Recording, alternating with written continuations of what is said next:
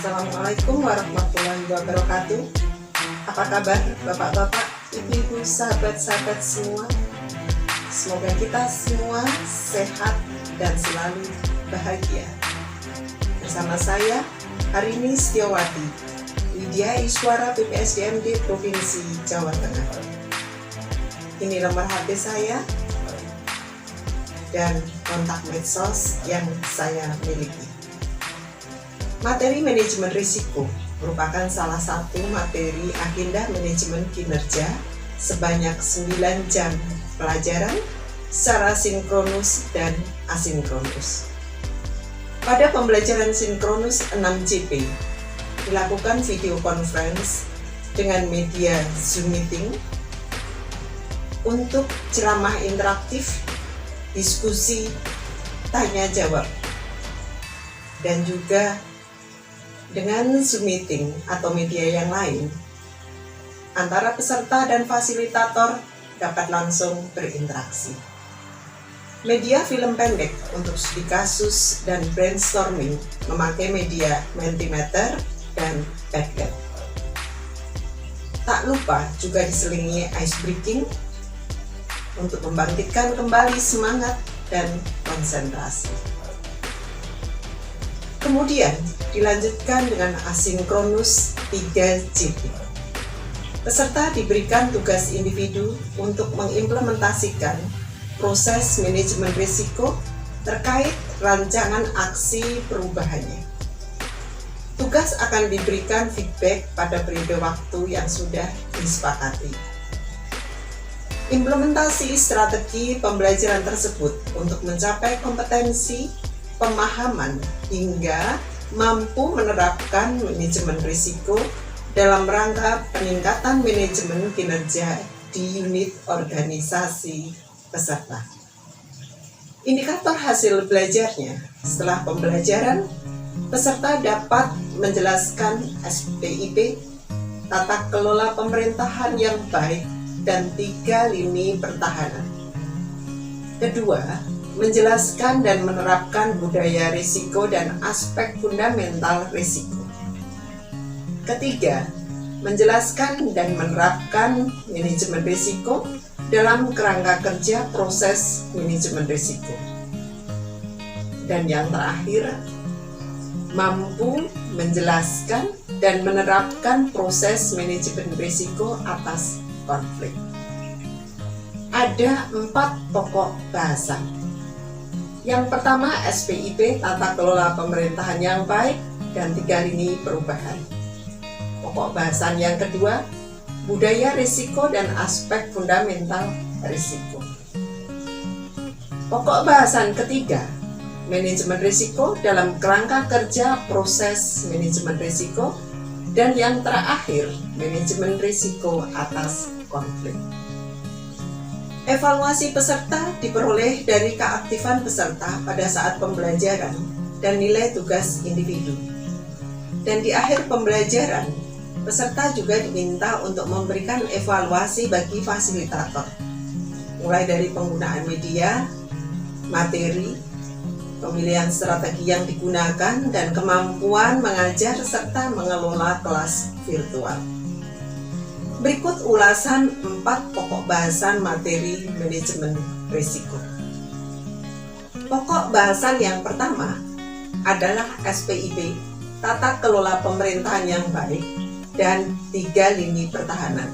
Sistem pengendalian intern pemerintah atau disingkat dengan SPIP telah diatur di Peraturan Pemerintah Nomor 60 Tahun 2008 tentang SPIP.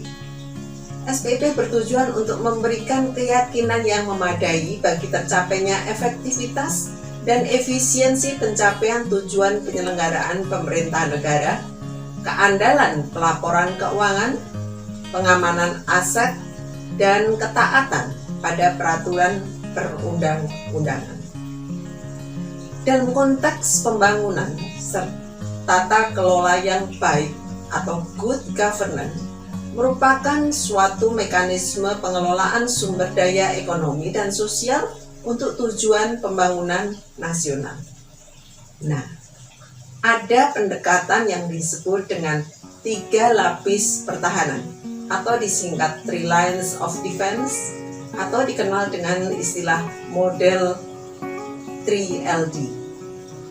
Model ini lahir sebagai salah satu strategi dalam menunjang keberhasilan organisasi dalam merancang sistem pengelolaan risikonya dalam platform Enterprise Risk Management.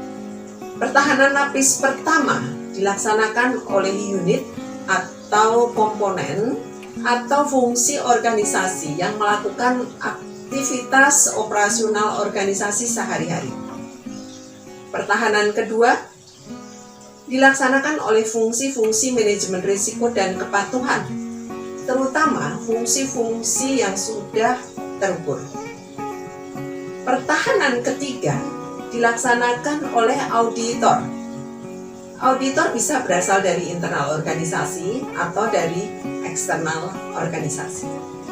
Tiga pertahanan ini diperlukan penetapan secara jelas pola komunikasi dan koordinasi antar lini pertahanan. Cukup jelas ya, pokok bahasan 1. Sekarang pokok bahasan kedua, budaya risiko dan aspek fundamental risiko. Terdiri atas subpokok bahasan budaya risiko, strategi pengembangan budaya peduli risiko, dan manajemen perubahan. Kekuatan yang dibutuhkan untuk mengendalikan risiko adalah budaya risiko atau risk culture atau risk awareness culture, yaitu suatu pola perilaku semua personel atau pegawai dalam berinteraksi dan berpersepsi pada suatu organisasi yang mempertimbangkan risiko dalam setiap proses pengambilan keputusan dan cara melakukan pekerjaan secara berkelanjutan.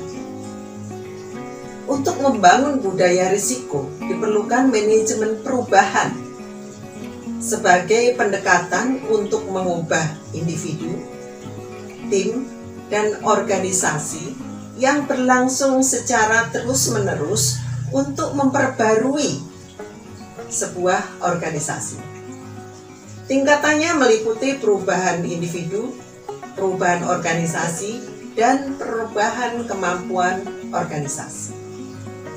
Pokok bahasan ketiga tentang manajemen risiko dalam kerangka kerja proses manajemen risiko.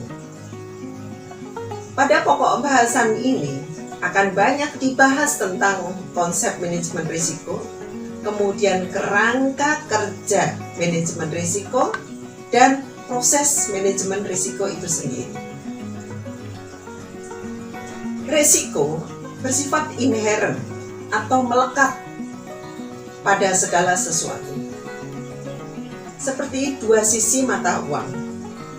Yang membedakan diantaranya adalah seberapa besar tingkat paparan risikonya dan seberapa besar tingkat penerimaannya terhadap risiko tersebut.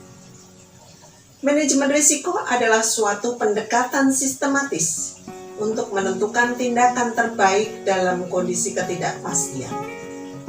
Kegagalan mengelola risiko bisa berdampak pada konsekuensi yang serius terhadap kelangsungan organisasi. Jadi, jangan main-main dengan risiko. Kerangka kerja membantu dalam mengelola risiko secara efektif melalui penerapan proses manajemen risiko pada berbagai tingkat dan dalam konteks tertentu organisasi. Kita mengacu pada ISO 31000-2009, klausa 4. Proses manajemen risiko sebagai bagian integral dari penyusunan manajemen risiko terdiri dari penetapan konteks, penilaian risiko, dan penanganan risiko. Penanganan risiko dilengkapi dengan komunikasi dan konsultasi.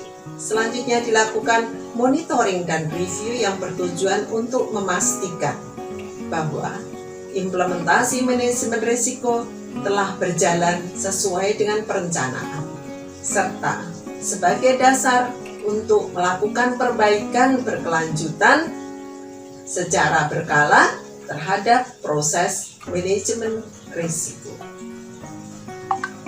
Pokok bahasan terakhir adalah manajemen risiko atas konflik.